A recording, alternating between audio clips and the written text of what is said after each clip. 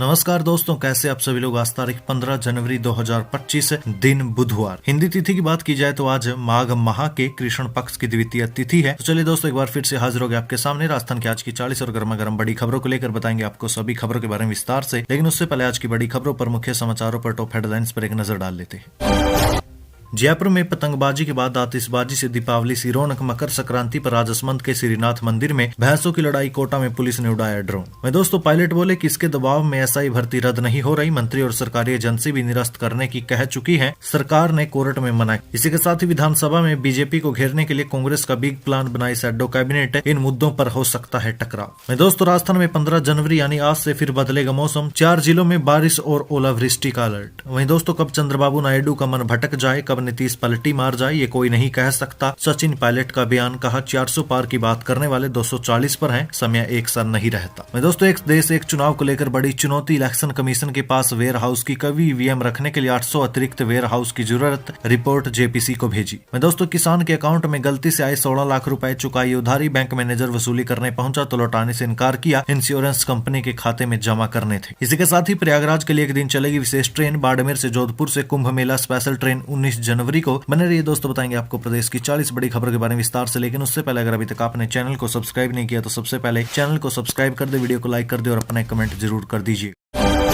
नमस्कार दोस्तों, राजस्थान की आज की पहली और बड़ी खबर। जयपुर में पतंगबाजी के बाद आतिशबाजी से दीपावली सी रौनक। मकर संक्रांति पर राजसमंद के श्रीनाथ मंदिर में भैंसों की लड़ाई। कोटा में पुलिस ने उड़ाया ड्रोन।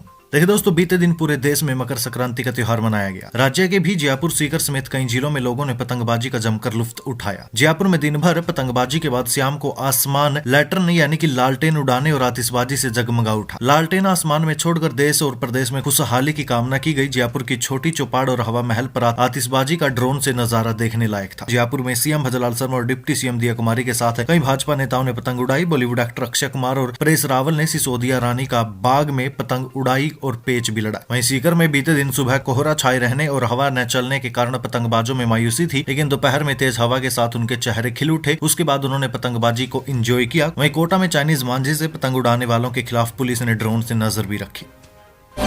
सचिन पायलट बोले कि इसके दबाव में एसआई भर्ती रद्द नहीं हो रही है। मंत्री और सरकारी एजेंसी भी निरस्त करने की कह चुके, सरकार ने कोर्ट में मना किया। देखिए, सचिन पायलट ने एसआई भर्ती रद्द न करने पर सरकार पर निशाना साधा है। पायलट ने कहा कि राजस्थान सरकार असमंजस में है। कैबिनेट मंत्री किरोड़ीलाल मीणा और सरकारी एजेंसी भी भर्ती रद्द करने की बात कह चुकी है। इसके बाद भी सरकार ने कोर्ट में भर्ती रद्द करने से इनकार कर दिया। पायलट ने कहा कि इस पूरे मामले में जांच की जानी चाहिए कि आखिरकार सरकार पर किसका दबाव है, किसके दबाव में सरकार एसआई भर्ती रद्द नहीं कर रही। पायलट ने कहा कि सरकार में विकास के कोई काम नहीं हो रहे हैं, इससे जनता परेशान है। उन्होंने कांग्रेस सरकार के समय बनाए गए 9 जिले खत्म करने, इंग्लिश मीडियम स्कूलों को बंद करने के फैसले पर भी सरकार को घेरा। पायलट ने कहा कि इंग्लिश मीडियम स्कूलों को बंद करके सरकार छात्रों के हितों पर कुठारघात कर रही है। उन्होंने कहा कि भजनलाल सरकार 4 लाख नौकरियां देने की बात करती है, लेकिन अभी तक कितनी नौकरियां दी ये सबके सामने है। युवा बेरोजगारी से परेशान है।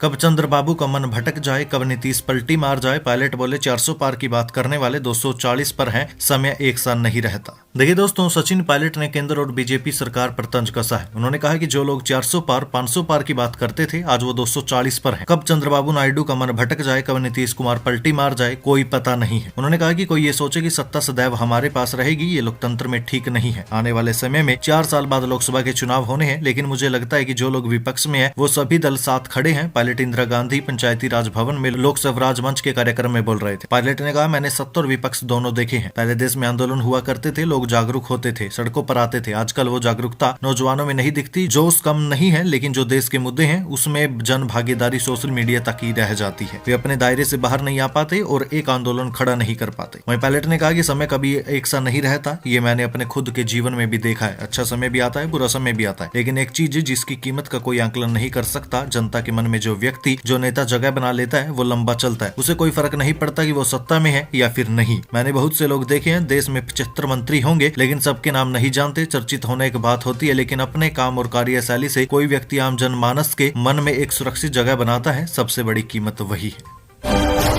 विधानसभा में बीजेपी को घेरने के लिए कांग्रेस का बिग प्लान बनाई शैडो कैबिनेट। इन मुद्दों पर हो सकता है टकराव। देखिए दोस्तों, राजस्थान विधानसभा का तीसरा स्तर 31 जनवरी 2025 से शुरू होने जा रहा है। अनुमान लगाया जा रहा है कि ये स्तर इस बार ज्यादा हंगामेदार होने वाला है। भाजपा सरकार जहां धर्मांतरण, भूजल और मीसा बिल जैसे विधेयक पारित कराने की तैयारी कर रही है, वहीं कांग्रेस ने सरकार को घेरने के लिए शैडो कैबिनेट बनाई है। इस शैडो कैबिनेट में कांग्रेस के वरिष्ठ नेताओं को विभागवार जिम्मेदारी दी गई ताकि वे सरकार की नीति और फैसलों पर पूरी तैयारी के साथ हमला कर सके। सूत्रों के मुताबिक कांग्रेस के नेता प्रतिपक्ष टीकाराम जूली और पीसीसी अध्यक्ष गोविंद सिंह डोटासरा ने इस शैडो कैबिनेट का गठन किया है, जिसमें राज्य के प्रमुख नेताओं को विभिन्न मुद्दों और विभागों की जिम्मेदारी सौंपी गई है। दोस्तों, कुछ प्रमुख मुद्दे हैं जिन पर सरकार को घेरने की तैयारी कांग्रेस की शैडो कैबिनेट ने की है। जैसे कि नई जिलों और संभागों को निरस्त करने के मुद्दे पर भी कांग्रेस सरकार भजनलाल सरकार को घेर सकती है। वहीं एसआई भर्ती, पेपर लीक का मामला, महात्मा गांधी अंग्रेजी माध्यम स्कूलों की समीक्षा, ईआरसीपी परियोजना, यमुना जल समझौता और बढ़ते अपराध, गहलोत सरकार की योजनाओं का नाम बदलना, ये कुछ मुद्दे हैं जिन मुद्दों पर कांग्रेस सरकार भजनलाल सरकार को विधानसभा स्तर में घेर सकती।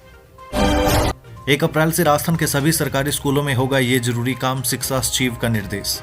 देखिए, शिक्षा संकुल में पीएमयू के तहत आगामी शिक्षा योजनाओं और नवाचारों पर चर्चा की गई। इस दौरान शिक्षा सचिव कृष्ण कुणाल ने सभी राजकीय विद्यालयों में 1 अप्रैल से प्रवेशोत्सव शुरू करने के निर्देश दिए। इसका उद्देश्य नए छात्रों का स्वागत करना और स्कूलों में नामांकन बढ़ाना है। शिक्षा सचिव कृष्ण कुणाल ने कहा कि प्रखर राजस्थान अभियान के तहत आधारभूत साक्षरता और संज्ञानात्मकता यानी FLN पर विशेष ध्यान दिया जाएगा। साथ ही शाला संबलन ऐप के अपडेट्स पर चर्चा की जाएगी। उन्होंने स्वास्थ्य विभाग में नियमित स्वास्थ्य परीक्षण की स्थिति का अपडेट लेने के भी निर्देश दिए। ये पहल छात्रों के स्वास्थ्य की निगरानी और सुधार के लिए।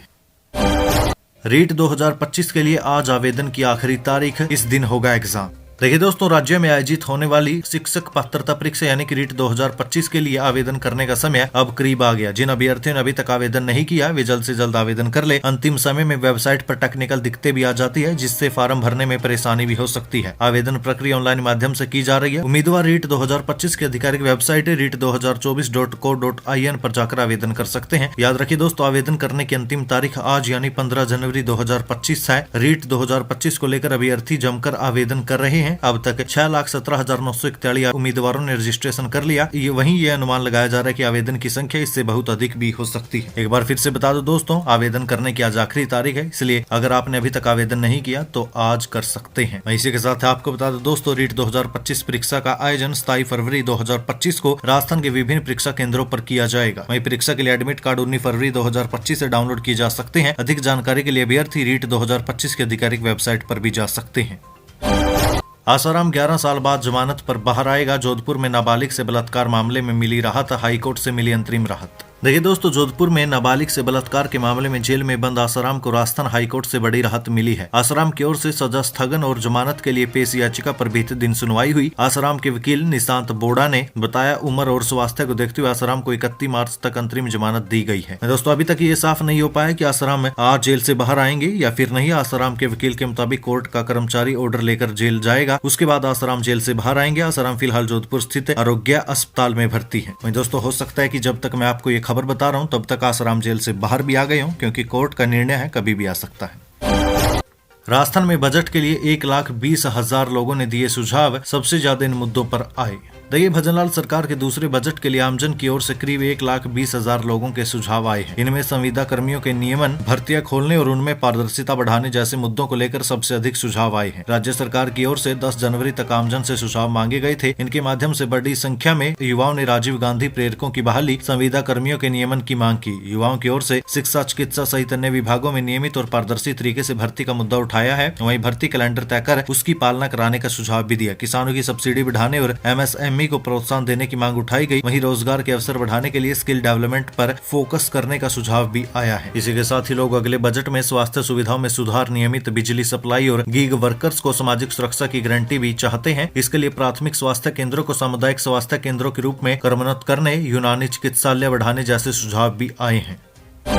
एक और बड़ा निर्णय, पचपदरा रिफाइनरी के पास होगी राजस्थान पेट्रोल जोन की स्थापना। देखिए, मुख्यमंत्री भजनलाल शर्मा ने राज्य में औद्योगिक विकास को गति प्रदान करने, ऊर्जा और पेयजल की पर्याप्त उपलब्धता सुनिश्चित करने और युवाओं को रोजगार के अवसर में वृद्धि के उद्देश्य से महत्वपूर्ण निर्णय किया है। शर्मा ने रीको को राजस्थान पेट्रोल जोन और औद्योगिक क्षेत्रों की स्थापना के लिए, Rajasthan solar park development company limited को सोलर प्रोजेक्ट की स्थापना के लिए तथा चंबल नदी आधारित वृद्ध पेयजल योजना के लिए भूमि आवंटन की स्वीकृति प्रदान की है। मुख्यमंत्री ने पचपदरा रिफाइनरी के पास राजस्थान पेट्रोल जोन की स्थापना करने संबंधी बजट घोषणा को पूरा करते हुए रीको को पचपदरा तहसील जो कि बालोतरा में पड़ता है वहां के गांव सिंधियों की ढाणी में 74.50 हेक्टेयर भूमि और गांव खेमा बाबा नगर में 102 हेक्टेयर भूमि के आवंटन की स्वीकृति दी है। इससे रिफाइनरी के पास पेट्रो जोन की स्थापना का कार्य जल्दी ही शुरू हो सकेगा।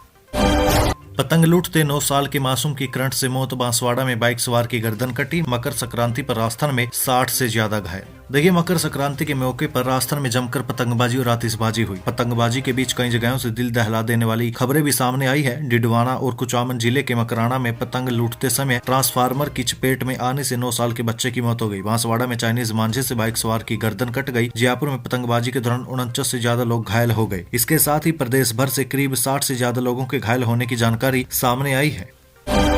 राज्य में आज यानी 15 जनवरी से फिर बदलेगा मौसम, 4 जिलों में बारिश का अलर्ट। देखिए दोस्तों, राज्य में शीतलहर का जोर जारी है। पिछले दिनों कई जिलों में हुई बारिश और ओलावृष्टि के बाद धूप खिलने से राहत भी मिली है। बीते दिन मकर संक्रांति का त्योहार तो और मौसम भी साफ रहा, लेकिन आज यानी 15 जनवरी से एक बार फिर से मौसम में बदलाव देखने को मिलेगा। अलवर, भरतपुर, बूंदी, धौलपुर में ओलावृष्टि का ऑरेंज अलर्ट जारी किया गया है। मदन राठौड़ बोले, सीएम भजनलाल शर्मा की पतंग नहीं कटेगी, देखते रहिए अगले 4 साल में कितनी ऊंचाई पर पहुंचेगी।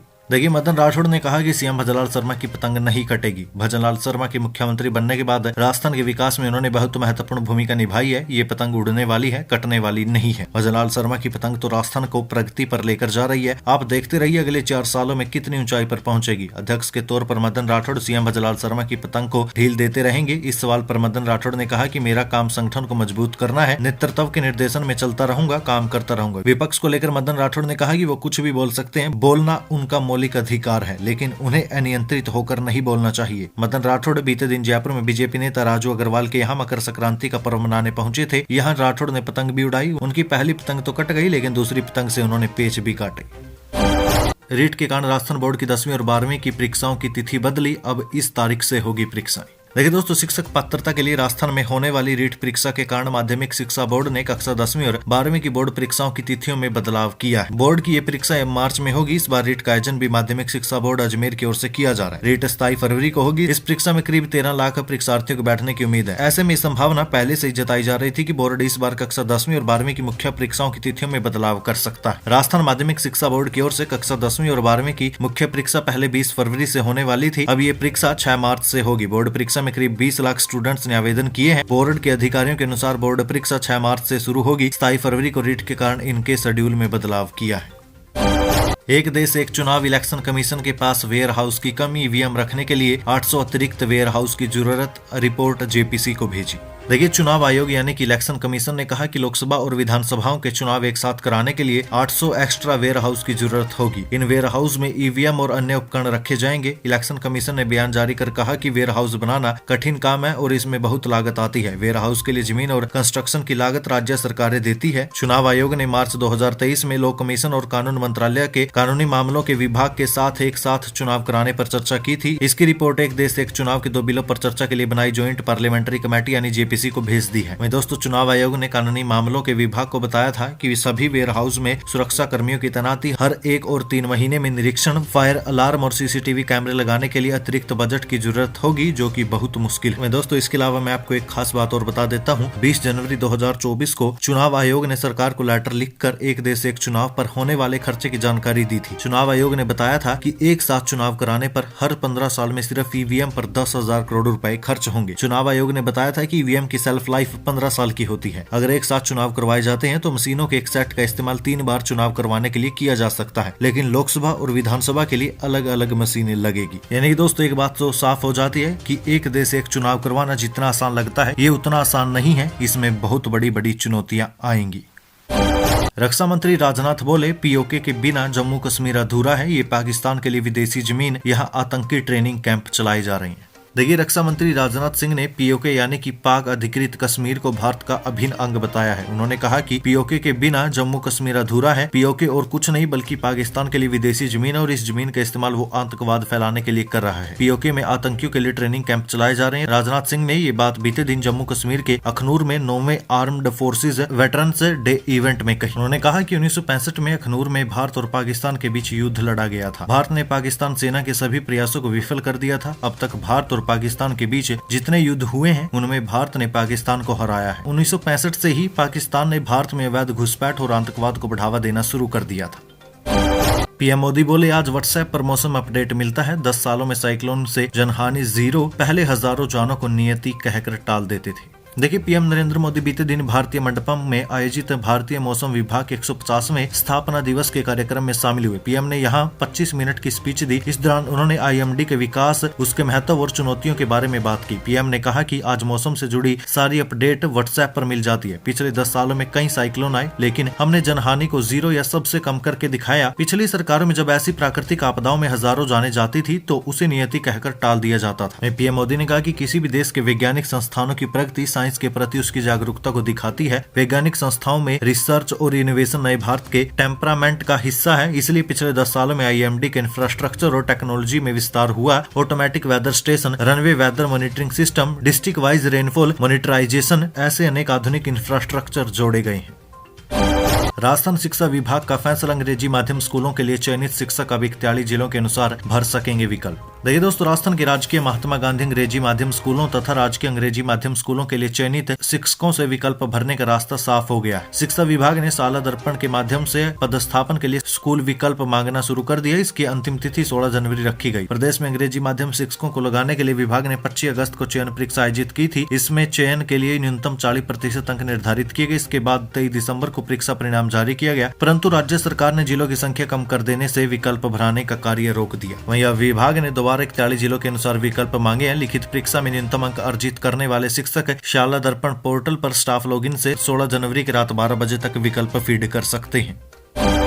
किसान के अकाउंट में गलती से आए 16 लाख रुपए, चुकाई उधारी। बैंक मैनेजर वसूली करने पहुंचा तो लौटाने से इनकार किया। इंश्योरेंस कंपनी के खाते में जमा करने थे। देखिए दोस्तों, बैंक की गलती से किसान के अकाउंट में 16 लाख रुपए का ट्रांजैक्शन कर दिया गया। इस राशि से किसान ने अपनी 15 लाख की उधारी चुका दी। बैंक कर्मियों को गलती का पता चला तो किसान से वसूली करने पहुंचे। इस पर किसान ने साफ इनकार कर दिया। अब मामले में बैंक कर्मियों ने पुलिस से वसूली की गुहार लगाई है। मामला किशनगढ़ अजमेर के अराई थाना इलाके का है। अराई थाना अधिकारी राम स्वरूप जाट ने बताया कि बैंक ऑफ बड़ौदा के मैनेजर जितेंद्र ठाकुर ने बीती शाम किसान कानाराम जाट निवासी छोटा लांबा गांव के खिलाफ शिकायत दी है। जांच की जा रही है। संबंधित किसान के खाते का स्टेटमेंट लेकर मामले को सुलझाएंगे। वहीं अराई स्थित बैंक ऑफ बड़ौदा के मैनेजर जितेंद्र ठाकुर ने बताया कि 31 दिसंबर को गलती के कारण किसान कानाराम जाट के खाते में 16,10,000 रुपए जमा हो गए। ये पैसे न्यू इंडिया इंश्योरेंस कंपनी के खाते में ट्रांसफर होने के बजाय गलती से कानाराम जाट के खाते में चले गए। ये फसल बीमा का प्रीमियम था। बैंक कर्मियों की इस गलती का हाथों हाथ पता नहीं चल पाया। बैंक मैनेजर ने बताया कि किसान कानाराम जाट ने 2 से 4 जनवरी के बीच 3 दिन में 5-5 लाख कर 15 लाख की राशि निकाल कर उपयोग में ले ली। बैंक प्रशासन को इसकी जानकारी 10 जनवरी को मिली। इसके बाद किसान से संपर्क कर राशि जमा करवाने को कहा गया। किसान की ओर से राशि खर्च करने की जानकारी देने पर बीते दिन थाने में शिकायत दी गई। वैसे कानाराम जाट का किसान क्रेडिट कार्ड और 16 बीघा जमीन के दस्तावेज बैंक के पास है। नियमानुसार ये पैसा किसान का नहीं है, इसलिए अगर वो इस राशि को जमा नहीं करवाता तो जमीन की नीलामी कर वसूली की जाएगी। भारतीय सेना में शामिल होगी तीसरी पीढ़ी की नाग मिसाइल। 4 किलोमीटर दूर टैंक को 17 से 18 सेकंड में उड़ा देगी। पोखरण में सफल परीक्षण। देखिए, भारत ने अपनी तीसरी पीढ़ी की स्वदेशी एंटी टैंक गाइडेड मिसाइल यानी कि नाग का सफल परीक्षण किया। जैसलमेर की पोखरण फील्ड फायरिंग रेंज में इस मिसाइल के 3 परीक्षण किए गए। इन परीक्षणों में मिसाइल ने अपने सभी टारगेट को पूरी सटीकता से नष्ट कर दिया। ये परीक्षण भारतीय सेना के वरिष्ठ अधिकारियों की मौजूदगी में हुआ है। रक्षा मंत्रालय ने जानकारी दी है। अब ये मिसाइल भारतीय सेना में शामिल होने के लिए पूरी तरह से तैयार है। ये मिसाइल 230 मीटर प्रति सेकंड की रफ्तार से अपने लक्ष्य पर प्रहार करती है, यानी 4 किलोमीटर दूर बैठे दुश्मन को 17 से 18 सेकंड में नस्ता नाबूद कर सकती है। मैं दोस्तों आपकी जानकारी के लिए बता दें, ये मिसाइल फायर एंड फॉरगेट तकनीक पर आधारित है, यानी इसे दागने के बाद दोबारा निर्देशित करने की आवश्यकता नहीं होती। नाग मिसाइल हर मौसम में काम करने के लिए सक्षम है और ये दुश्मन के टैंक को सटीकता से नष्ट कर सकती है। इसमें इंफ्रारेड तकनीक है जो लॉन्च से पहले लक्ष्य को लॉक करती है और तेजी से उसे नष्ट कर देती है। इसकी मारक क्षमता 4 किलोमीटर तक की है। हल्के वजन और अचूक निशाने वाली ये मिसाइल दुश्मन के टैंक और अन्य सैन्य वाहनों को सेकंड्स में नष्ट कर सकती है।